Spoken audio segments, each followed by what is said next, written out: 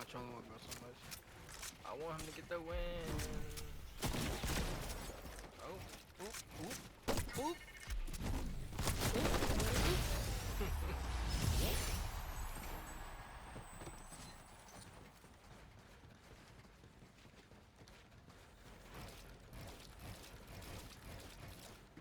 Yeah, if you're wondering why I was hitting all those shots in the beginning of the video in the short clips, I'm going to show you exactly how I was tracking people and why my shots hit so easily in these new settings. So starting off with graphics, I have 120 FPS mode on. If you have new gen, starting with PS5, PS5 Pro, Xbox Series S or X, you want to make sure you have 120 FPS mode to get maximum FPS for less delay. And then with brightness, you want to make sure you have to set 100, not too low or too high. I feel like some people it works for if they got 150 brightness and in their colorblind mode, normally be on Tritsanope, colorblind strains, I don't know, around 5 to 10.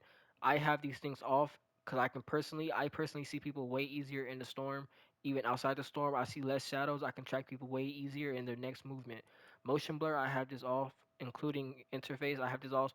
You want to make sure these are actually off because these cause a lot of screen stutter and delay, and you don't want delay when you're fighting an opponent because you can lose. So make sure you have these things off. Advanced graphics, I show FPS just because I want to track where my FPS is at in game, including my report stats. I have this disabled. Now nobody really cares about these audios, but I am going to tell you if you have any of these things all on, things that you don't use, you want to make sure you turn off because if you don't turn it off, it can cause more delay, which can, like I said, can alter your fights and make you lose. If you play on gyro, specifically turn this off, including record replays, because these things cost a lot of delay. So if you're playing on console specifically, you want to make sure these things are off so you can actually maximize your fights when you're fighting somebody. Now these are where the real settings are right here.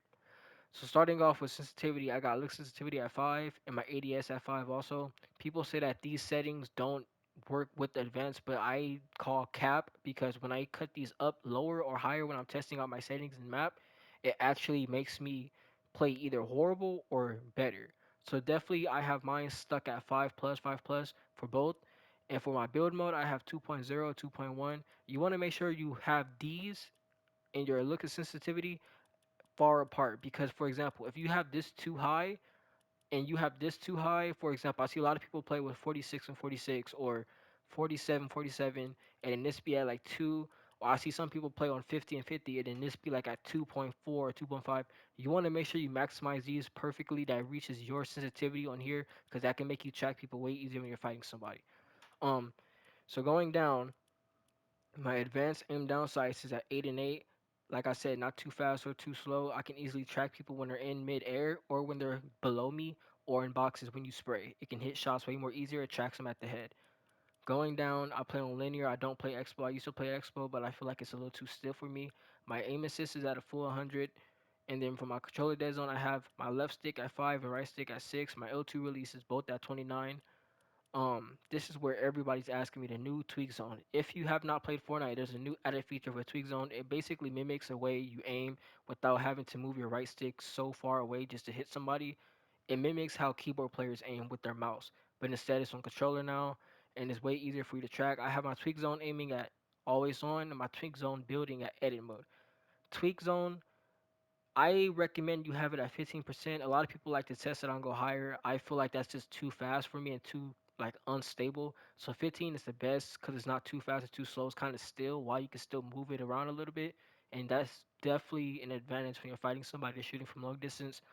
On my tweak offset, I have that at 4.1. I'm kind of still testing this out a little bit for at the moment though. From those clips that you've seen, I have it at 4.1. It's way easier to track people. I feel like this actually brought back aim assist just a little bit.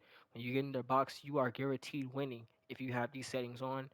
Um, my adaptive trigger, I have this off. I really don't know what these things are down here. But yes, these are my settings right here for everybody that's always asking how I'm hitting every shot. If you like this video, please make sure you like and subscribe and repost all my videos and stay daily tuned onto my page. Peace. Thank you.